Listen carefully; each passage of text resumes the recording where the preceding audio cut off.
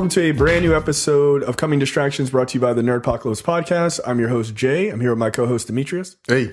All right, guys, we're back. This episode, we're going to talk about Dragon Ball Super Broly. So this is the 2018 Dragon Ball Super movie. Look, I'm not a Dragon Ball person. I don't know what the hell I'm talking about. So that's why Demetrius is here, because you saw this. Yes. You got dressed up in your Dragon Ball outfit, I assume. No, that takes about 3 hours of paint, so I'm not doing that. Liar. So Demetrius, you went and saw this because you're a super fan of Dragon Ball Super and Dragon Ball in general, right? Yeah. So tell us what this movie is about and your thoughts, because all the Dragon Ball fans are all screaming about this movie. Right. Okay. So the reason why this is a big deal is because Broly is finally brought into canon. Of the original 13 movies of Dragon Ball Z and Dragon Ball, those were outside of the canon, the canonical universe. So everything that happened as far as those 3 movies that Broly appeared in didn't really happen. They didn't address them, they didn't acknowledge them or anything like that. And the closest that we got to Broly being in a Dragon Ball actual series or in canon, it was when in Dragon Ball Super they made a female analog to Broly, and that fucked a lot of people up. They were like, why is Broly a chick? Why does Broly have tits? And all this stuff. Like, they got real fanboy nonsense. Yeah, it was kind of bad. But the way that they took her out was awesome, because that was when Goku did this whole like grinding, like I was gonna say okay. Anyways, I haven't watched Dragon Ball since like 2000.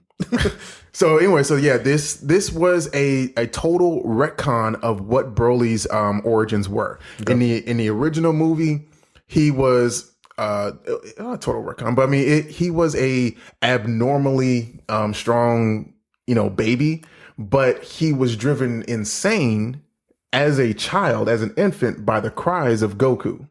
Because Goku was a little crybaby, and he just kept crying. And this was imprinted on Broly's mind. And when he heard Goku's voice years later, it triggered something within him. And the only thing he could say was his name was Kakarot. And that kind of got annoying, but that's what triggered him to be just a stupid, dumb, just tank. He just kept getting stronger.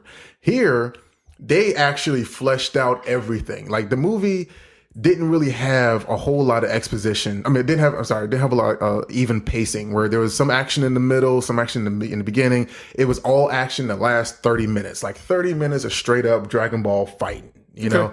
So like an Avengers movie, basically, like the first Avengers movie. It was like a little bit, no, and then like it was all story on this one. Oh wow, okay. This was all story. Like you saw maybe 10, 15 minutes of Goku and Vegeta.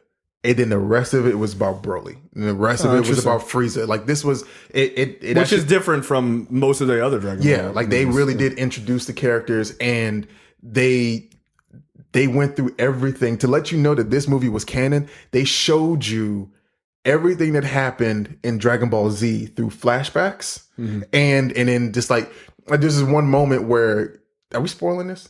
No spoilers.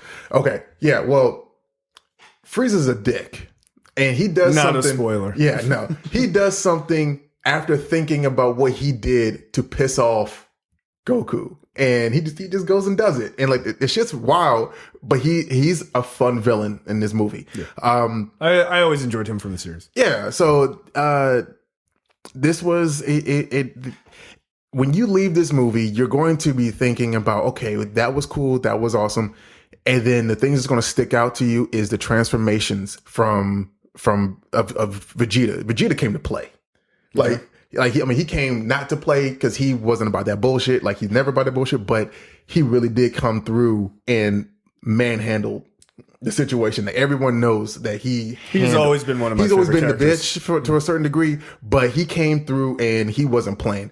And the transformations from Super Saiyan to Super Saiyan God to Super Saiyan Blue, beautiful. Like, they added. You were saying offline that the animation style is really well done. Because I mean, everyone knows that the characters, like, they change their colors to red, blue, whatever. When this one transformation to God, where he has the red hair, it's like he's engulfed in flames, and like he just calms himself down, and like the shit, it just like is beautiful. Nice. You know, and then when Goku finally gets ready to do what he's going to do, it's amazing. Like, you know, like Goku's like you're just like, yeah, let's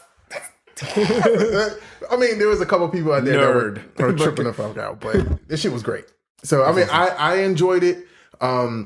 If you're really a fan of Dragon Ball, this was a complete and total love letter to you. Akira Toriyama, Akira Toriyama really did take you all and us into consideration when it comes to what made sense and what was important for us to see. We saw a Vegeta and Raditz like mini TV show, and I didn't know I wanted that.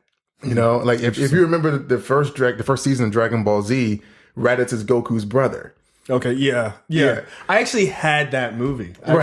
So like they you know, they showed them together, and you're like, man, I would really want to watch that show. Yeah. So it's there's a lot of stuff in there that's great, and it just go. Hopefully the snow doesn't, you know, take you out of it or take you, you know, bring you, you know, to a point where you can't see it at all, and you have to wait till it comes on Blu-ray. But it's really good. Okay, and what's your score out of 5? I would give it a 4 out of 5, just because the pacing is so uneven. You know, like if you're not a fan, you're gonna be like, oh.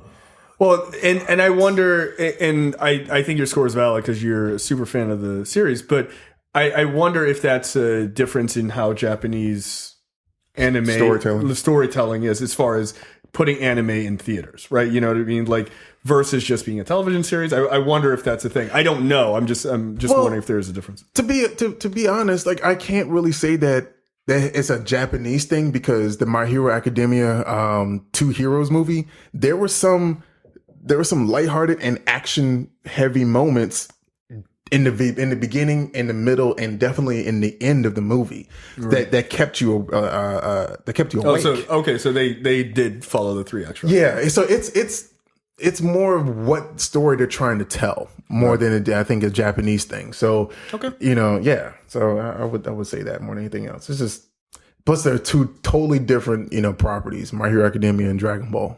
I mean, pretty wild. Yeah. Different. All right. So 4 out of 5 for Dragon Ball Super Broly. Clearly, if you are a Dragon Ball fan, this is a movie to see. Yep. I guess it's nationwide, right? Yes. Okay. So there you go. And we will see you guys next time. Bye. You're watching the Nerdpocalypse YouTube channel. Make sure you click that button to subscribe and check out our weekly podcast where we talk about movie, TV, news, tech, and weird stories from around the internet.